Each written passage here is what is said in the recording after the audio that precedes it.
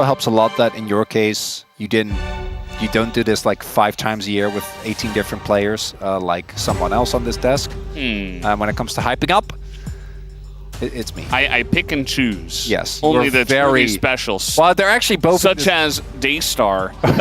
My boy. Well, they're actually both in this game because it's Keria and Peter. Yeah. Well, Peter was kind of a different different line, yeah. Pantheon still taking away. Vi, I'm sure to follow. As Diani taken away. T1 have kept the habit of just blinding Faker or something as early as possible that he feels comfortable on so that they can spend their counter picks elsewhere. Yeah, and he also got banned 2 out of the 3 games first rotation. Yeah, that's good. On red side by DK both times. We also saw the attempted counter with the Malzahar, which unfortunately did really well into Annie. It like almost won. Well, no, it did really well into Annie, but it also you are still playing Malzahar in 2025.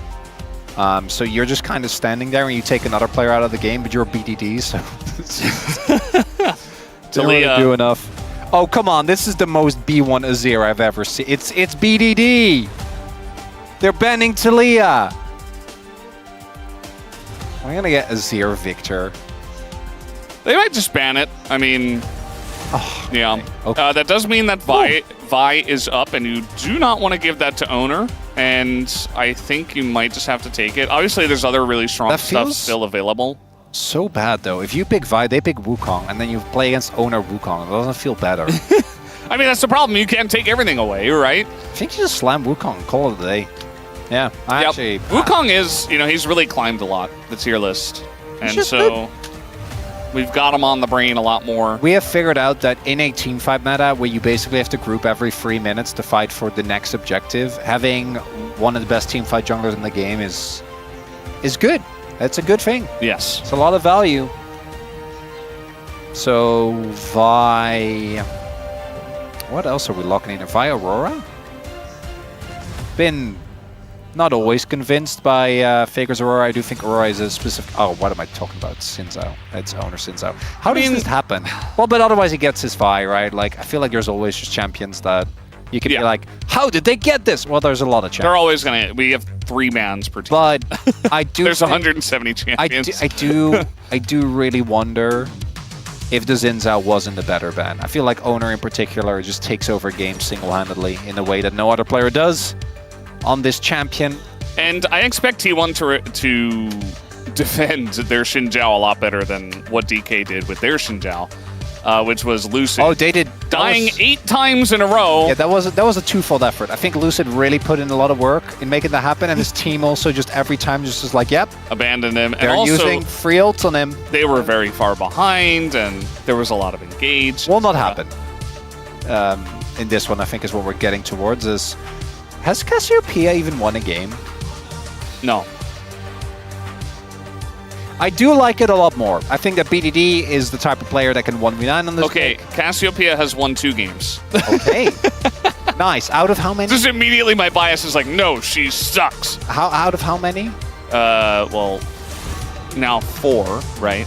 Because it lost the last game, so it's 2-2. That's way better than I thought. Yeah. The eye test has not done her any favors, but does mean that Faker should be having a harder time in lane. Classic counter that we see very often. Also good into Sinzao, also good, I'd argue, even into Ornn if you can get in the right position. Ornn, though, really good matchup in the Rumble because you can go for an early Kanik Rookern. Once you start stacking MR, the Rumble doesn't really do anything to you anymore, and the Doran on a tank, it just feels right. I feel like he does very well in bruises as well, but it just doesn't have the same consistency as his Ornn, his Gragas, and even his Sion. Yeah. They can save Aurora for the next time around. ROLSTER going to be banned on the red side, so looks like Keria wants to play something with a bit more hard engage. The Bard. Yeah, we're slamming Jhin, right? It's T1. It's the tier list. Nico. Okay. What a twist and turn. Not going to be the Jhin pickup here that I was expecting. Varus obviously would be the other one, but that one's banned away, as always is the case. So we'll see what Guma picks up on 5. And what is it going to be for Dokdam and Peter? Maybe Could be Ezreal. Karma. Ezreal Karma, I don't think is bad, actually. Corki. Corki, So I a like. good choice. Yeah. Corki Karma? No. Nautilus going to be the choice for Peter. I also like the Nico pick away because I actually think that Peter has been our best Nico, which is crazy because I feel like Peter has been, again, pretty up and down as he always is. His Nico has been crazy this year, though. Very consistently finding the big plays. For Guma, into the Corki. Sivir, just a rising pick. Not going to have the biggest early game impact. In general, I do think that this is the type of comp that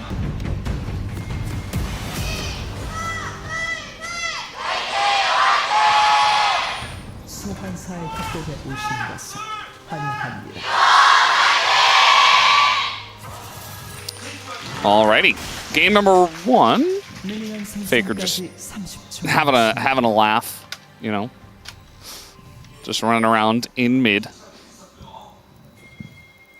And Cuz's Wukong. We have seen VDD and Cuz take over on Ahri Wukong, just desperately trying to carry their team with that duo, and successful at times. But Cassio Wukong, bit different. We'll see how it goes. Tons of damage, obviously, in this comp, and the team fighting is insane. You know, Wukong, you got Rumble, you keep them all in place with the Miasma, Corki, goes without mentioning. But if T1 can get to the late game, then obviously they'll have a ton of power with Ornn, Ryze, Sivir. oh, they get clipped by that one. GG.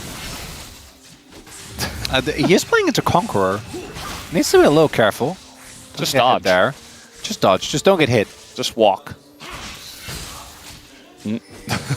Love the narrative weight that's being put on this matchup in mid. Feels very apt given the players and the respective importance for their teams. So, Yeah, I want to see the head-to-head between these two as well.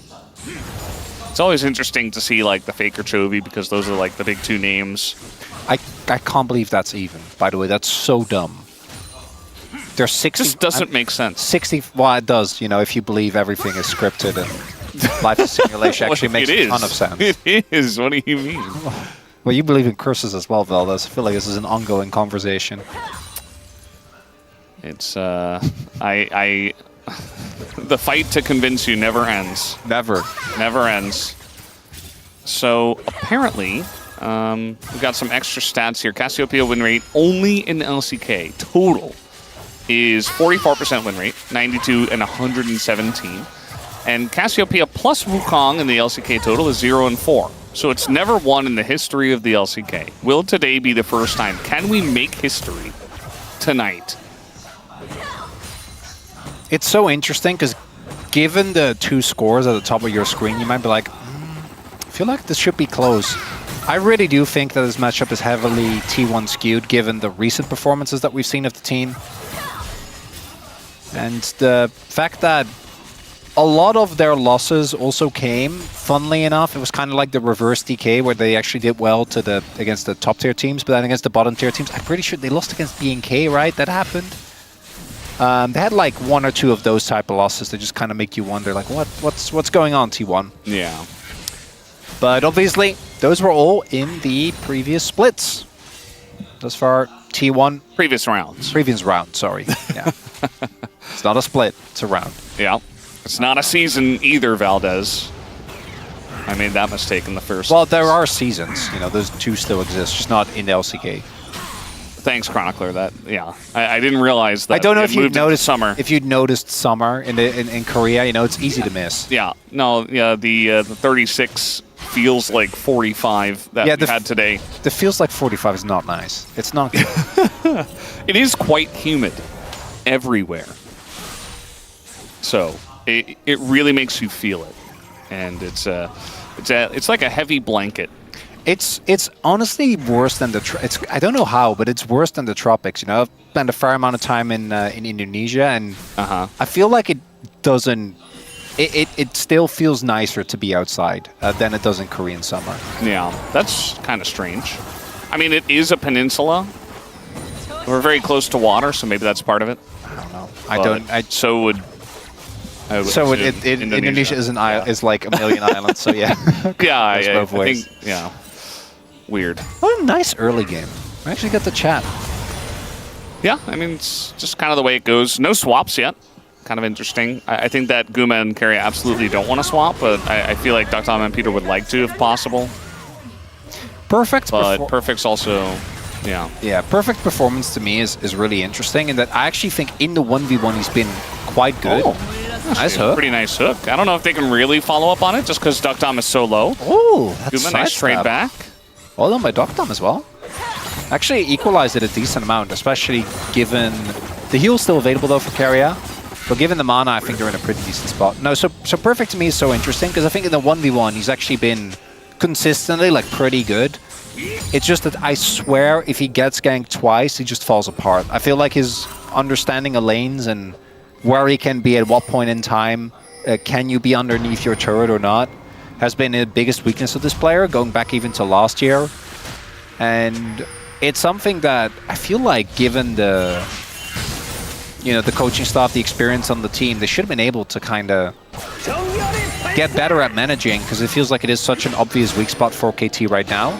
Even though we know Perfect's a good player. When it comes to the mechanics, when it comes to some of his team fight reads, I actually think he has a really good eye for can we make this play happen or not. Yeah, just sometimes it's a mental block and the player just can't get through it, Yeah, true. It's just the way it goes sometimes. And as you mentioned, Perfect's definitely had his moments, but looking for more and more consistently. T1 going to take this first Drake, just a Chemtech Drake, which is basically just it's like a little symbol there that says, okay, we have a Drake and we're getting closer to stacking more. But still going to feel pretty good. Still dominating this bottom lane, being very annoying, just pushing it in all the time. There's not really much that Duckdom and Peter can do. I mean, they saw an eco and then they picked Nautilus, so it's like, okay. It's the opposite of what Beryl did in game 1, where it's like we saw the Nico and we picked Karma. That was a very different feel. This is such a good example of, like, Peter knows this matchup is bad, right? This is legitimately just because they, like, we look at the comp, we need engage. Like, we can't just have Wukong be it. Ooh, Peter! Yeah, he actually blew a spell shield on a hook that Peter hit the turret with. And then the cooldown came back up before the spell shield. And both players knew it, so Peter got it, and then Guma had to flash, which is really cool. One of the things I love about Doran is is Doran baiting you, or is he just Doran? And can you actually kill him? I feel like he walks this line, and it's also why Doran has... I'm pretty sure he's... Oh, Keria? Oh, it's just going to get it. He knew 100%. I don't think that BDD has the mana, though, so... Ooh. He's going to use a bunch of mana and his ult onto Keria, which doesn't really do much. He still doesn't get the ability to shove out the wave first, but he does force Keria at the base, so that does buy some time for the rest of his team, so... I don't think that's bad by any means. Nicely done there by BDD, not falling for the minion trap. So we do have very relaxed early game, Mervel. This is nice. This is the way it goes, We have some objectives early, but if the teams are just handshaking them or just not fighting over them because they don't feel like they can or they don't feel like it's worth it, especially the grubs nowadays are kind of just... I don't know, that last change that we had where it just made this group of 3 and we like sometimes get fights on it, but usually it's just 2 for 1. It's kind of like KT will come in, they'll have their turn, they'll get 2, and then it's just T1 will come in and get 1. It's a little handshake objective, right? Like, you can get 2, we get 1. Okay, yeah. Deal? But at the same time, it's like we have so many objective fights and almost only objective fights that it's like, well, pick your poison, I guess. And in this case, they say deal. You can take it. I do think that they'll end up missing a decent amount because Perfect actually walked all the way over. Are they gonna try to? Definitely can. I thought maybe they were gonna look for the wrong. They can look up in on the next bounce, right? Like Doran should still be able to set up, and then Faker can push in and ult after Oner has cleared the bot side jungle. Could see that happen. So Doran's gonna look for a trade here. If he gets a good trade and he takes Perfect down, that could be an angle. I mean, they could still go for it.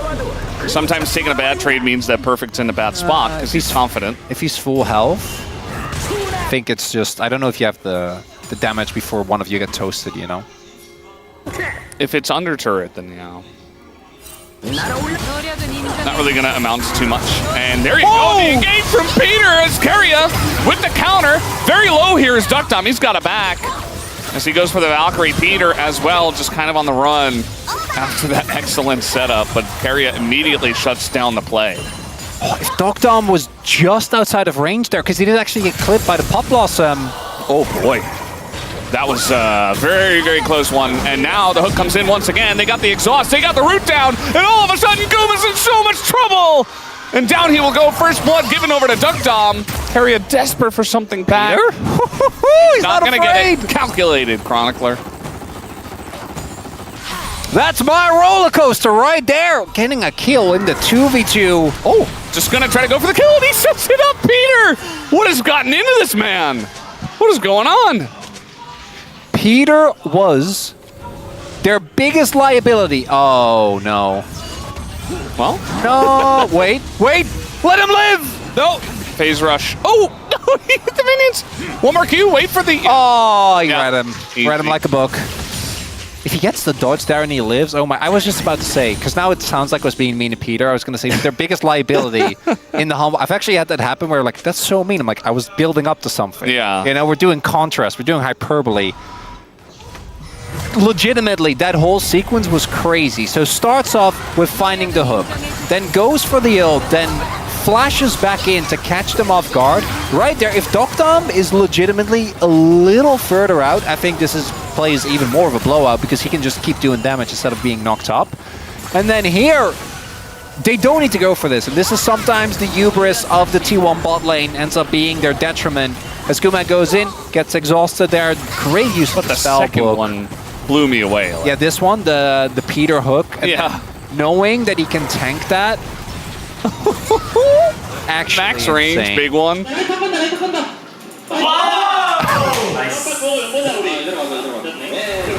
can hear the comms in there as well. Yeah, so we're starting up here on the Dragon. Let's see how this one's going to go. Looks like KT want to fight, especially Peter's probably Oh, pretty we're good. full committing. Full commit, 100% 5v5 on the Mountain Drake. T1 don't want to give it up, and they're going to just go for the straight-up engage. Oner is going to be okay. It goes over the rise as Baker going to smite it down with his abilities. Nice engage here from the Nico. Keria sets it up, but the damage isn't quite there. The hook from Peter is huge, but they don't quite have the health bars. And Oner just stays alive and shuts everybody down. It's a full ace to T1.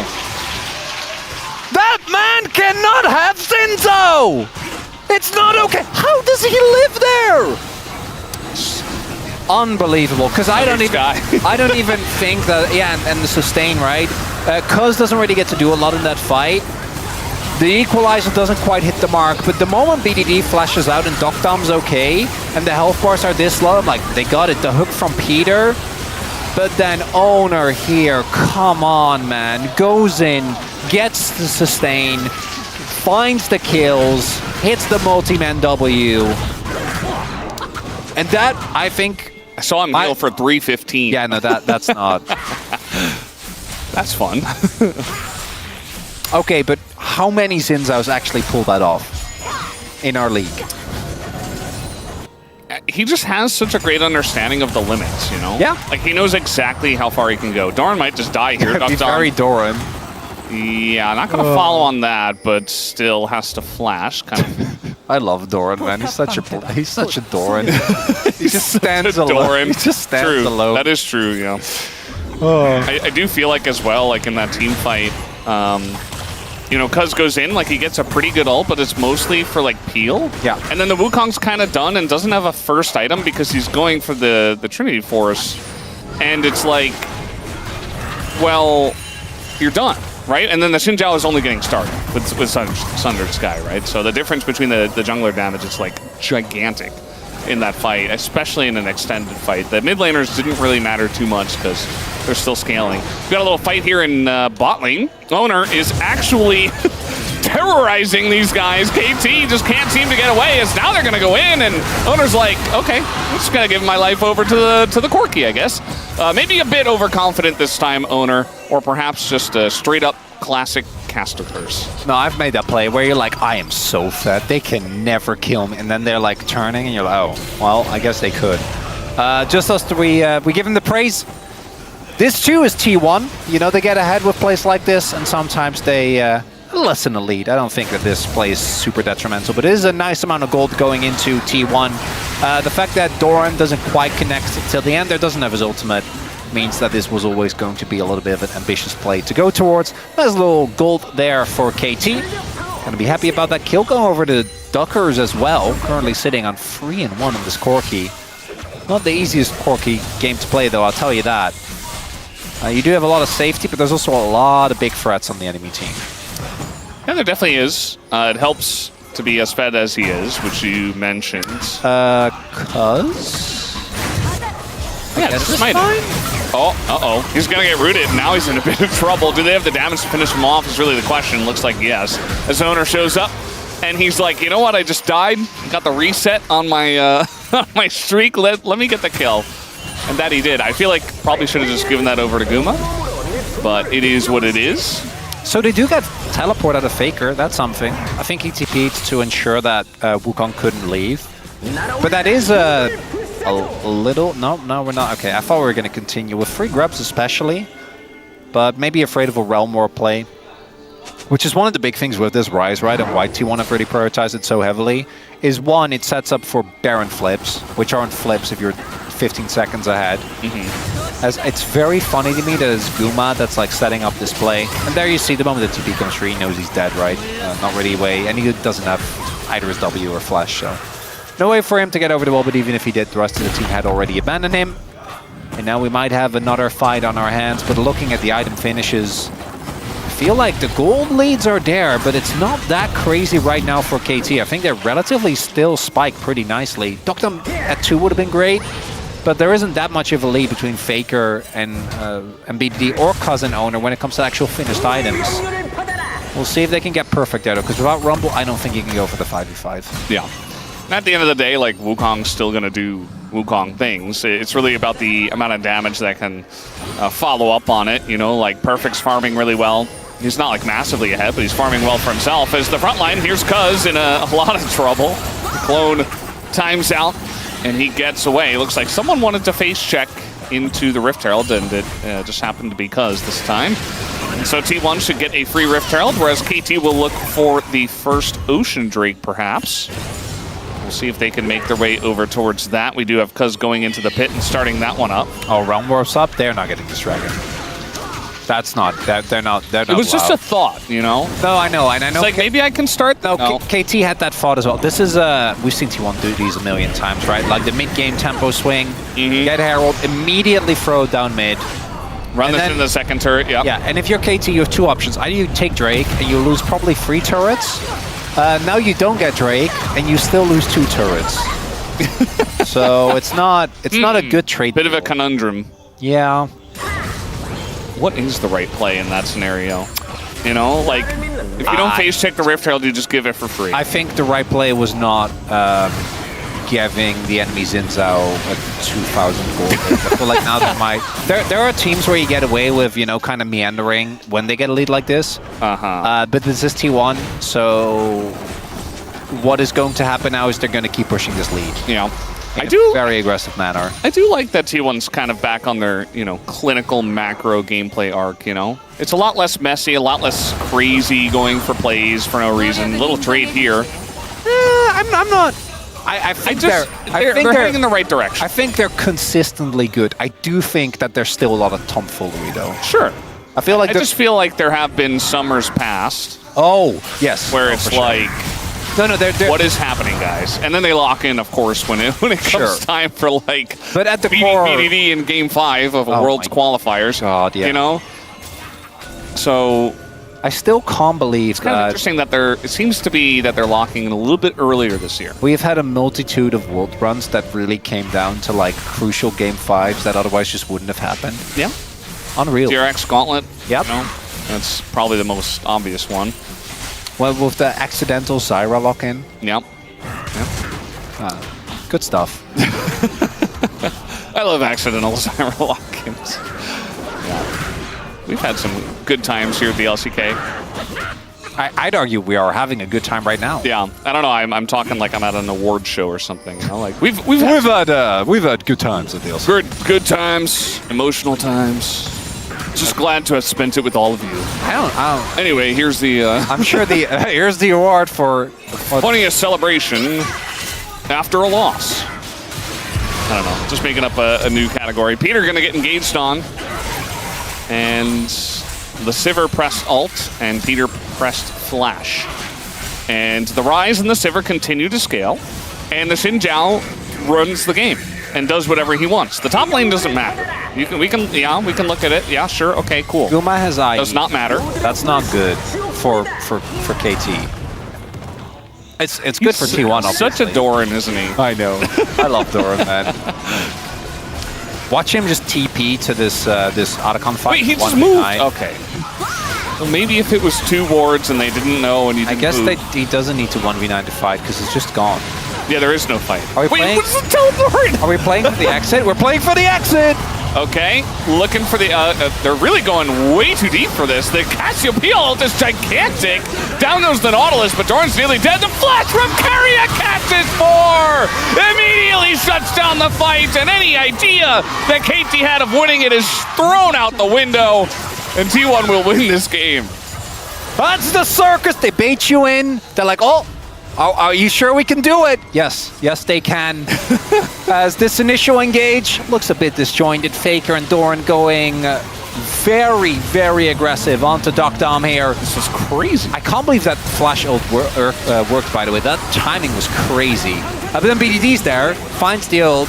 They do indeed kill Faker and only Faker, as he sets up for the rest of his team. A disgusting ultimate there from Keria. And Doran, he's just waddling it up. It was a He's just fine. Guma, by the way. Didn't even realize. I was so blinded by Keria's ult that... Well, I mean, Keria did kind of... They're just saying, like, good right after Keria ult. Yeah, let's be real. That ult from Keria is a little... Yeah, oh, they're talking about the Penta because it was actually Quadra, and then Oner got the final kill. So, a little bit of shenanigans. That's why all the smiles were there. I thought they were just, like, happy with the way the fight went, but no, it was because we denied Guma a Penta. Always fun shenanigans. I retract every nice word I've ever said about Oner. I can't believe he would do that to his own team.